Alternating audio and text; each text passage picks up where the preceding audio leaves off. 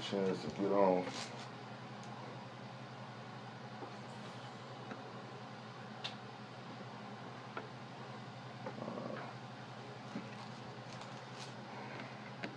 Before we get started, because I'm not going to spend that much long on this review. I want to make sure that we have enough time to actually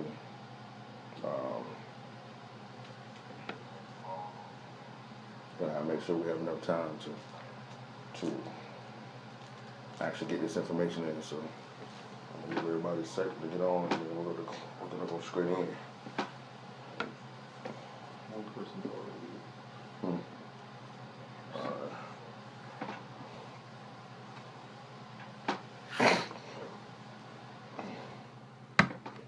All right. Good evening, good afternoon, Facebook. I pray everybody is having a blessed day. So all those who are walking in the truth, we'd like to say Shabbat Shalom to you. And to all those who are not familiar with the Hebrew, that is Happy Sabbath. And we're praying peace and blessings, my dear, peace and blessings. And we pray that everyone is having a blessed day. We hope and pray that the Most High has been with you all throughout this week, that you have been protected and you have been blessed, and that your family is well. Before we get started today, I want to take a few moments to shout out all my Bronco family, my Federal State family. This is CIAA weekend, and we are in the championship today. So I do want to shout out all my Broncos out there today. And for all you, the rest of you CIAA members, we give honor to you as well today. And for all the people, we got to say attitude check, Bronco pride. You know what I mean? All right. But now that we have a little fun with that, we're not going to waste any of your time today. We have a lot of information that we need to get in. It has been a blessed month. This so-called Black History Month. We are very excited, and we're so grateful for all that the Most High have done throughout this month. We're so grateful for all the people who have been with us each Sabbath and walking with us, and we thank each and every one of you. We were along with it, but it was so much information, and we're so grateful for everybody that has been walking with us throughout this month. As I always say, to those who have not had a chance to be with us, God bless you too as well, Mr. Bailey. Thank you for all you do in the county as well. For all those who have not had an opportunity to be with us, who have not viewed the videos from the past 3 weeks, we pray that you take the time to go back and watch those videos in their entirety, because it's going to be very important for you to have all of the information so that you can make a sound decision about what you need to do going forth. Amen. Now, as I said, we're going to give a very, very, very quick review. A very, very, very quick review. And if you really want to get in detail everything that has been taking place throughout these weeks, make sure you go back and check the videos.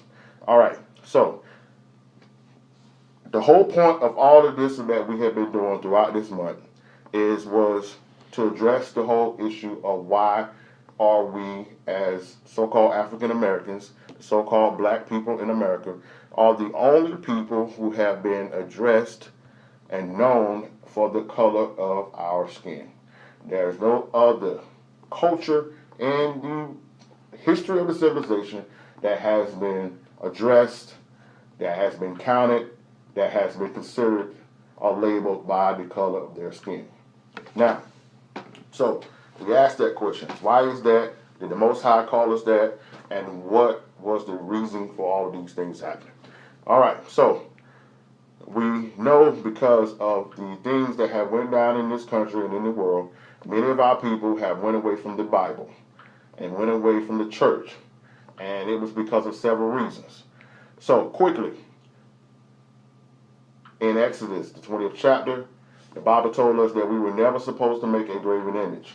Yet and still, many of the churches, many of your Bibles, many of your homes and the pastor studies and in our churches on the stained glass windows, the windows, we see images of our Caucasian brothers and sisters as being Christ and as being the disciples. And we also found out in Revelations, the first chapter, verse 9 through 18, that when John described the Most High, Christ, he described him as being a black man. Now, we always ask the question, the same question that we've been asking all week. If Revelations 1, verse 9 to 18 tells us that Christ was a black man, we always ask the question, who is this guy? Okay?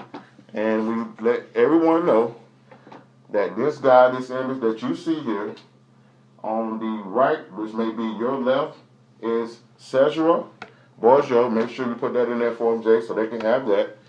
For those who have not been with us, that his name is Cesar Borgia. He was the son of the Pope in the 14th century, whose father decided to make him to be the image of Christ that they took all around the world. So we asked ourselves, why was this done?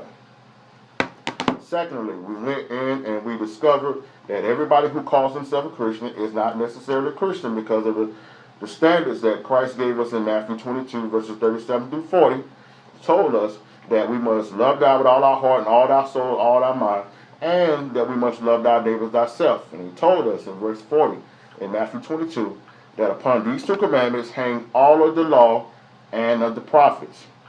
So when we went to Exodus the 21st chapter, they told us that when you have a slave, that you're supposed to let that slave go in 6 years. And after 6 years, down to 7 years, you're supposed to let them go. If these people of this country were Christians and they were following the word, they would have let us go after 6 years. More importantly, they would have never came to the coast of Africa and brought us here, because that would have been against Christ. John 13, verse 34 and 35 also lets us know that Christ said our disciples, his disciples, will be known to the world that if we love them as he has loved us. So if they loved us, there would be no way in the world, if this nation were a nation of Christians, that Article 1, Section 2, Paragraph 3, that in the United States Constitution we would have been labeled as 3/5 of a man. Would have been impossible, would have never happened. And also, we discovered that the first Christian nation was not Europe, it was Ethiopia. And we also discovered the fact that in Ethiopia, they was the first ones in the 1st century AD to be considered to be a Christian nation.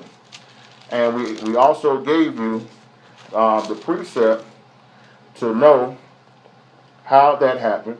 And it happened in Acts, the 8th chapter, verses 26 through around 38, where we noticed that the deacon Philip was the one who anointed, who taught and baptized the Ethiopian eunuch, and he went back and served.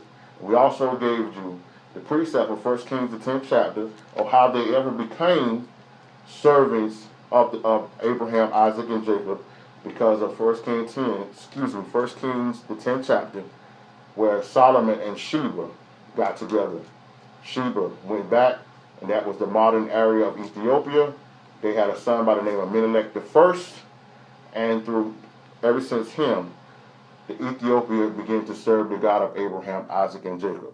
Also in Acts 13 chapter verse 1, we discovered that when the first prophets and teachers and apostles went to Europe, the Bible tells us that they were described as Niger, which means black. So, and then in Acts the 21st chapter, we also saw that Paul was mistaken for an Egyptian. We know the 10 Commandments had our Caucasian brothers as Charlton Heston as Moses, but we also know that that is historically and biblically incorrect. Because if you go in your Bible dictionary, the Bible tells you that the descendants of Ham were the dark races. So we understand, we know fully that the people of Egypt were not black. Were not white. They were dark. And the people mistaken Paul to be an Egyptian in Acts the 21st chapter. Now, that was the first day. The second day, we went into a lesson called Chosen but Unaware of It. And we found out that we were chosen. that we were the chosen people of Israel. We discovered, and we gave you a bunch of information. I don't have time to go through that. That was the second week, so we found that out. On last week, we discovered, our lesson on last week was too much is given, much is required. And we talked about how we broke the law, how we did not follow the things and how of the Most High from the time of we left Egypt all the way up in time of Christ. And we went and we gave biblical evidence about how we broke the law continuously and how the Most High was patient with us and how we ended up in this situation and how we brought it upon ourselves. Also, we addressed the fact that many of our people, when we give them the information that we are Israel, they like to say that none of this matters. And we found out in Psalms 147, verse 19 through 20, where the Most High says that he has not visited any other nation but Israel. He has not given his statutes and commandments to any other nation but Israel. Then we went into Romans 3, and Paul confirmed the same thing, saying that being a Jew was of much advantage because of the oracles of God was given unto them. We also saw in in Romans 11, that salvation came to the Gentiles to provoke jealousy amongst Israel. And we also discovered in Acts the 13th chapter, in verses 42 through 52, that Paul's original ministry was going into the Gentile nations looking for Israel. But when the Jews rejected him, he went from them to the Gentiles. And we also discovered in Revelation the 7th chapter that Israel, that 144,000 in the last days will be preached the gospel in the last days, and 12,000 from each tribe will come, which proves that the tribes of Israel still exist and that they do matter. So, that is the first 3 weeks in a nutshell. And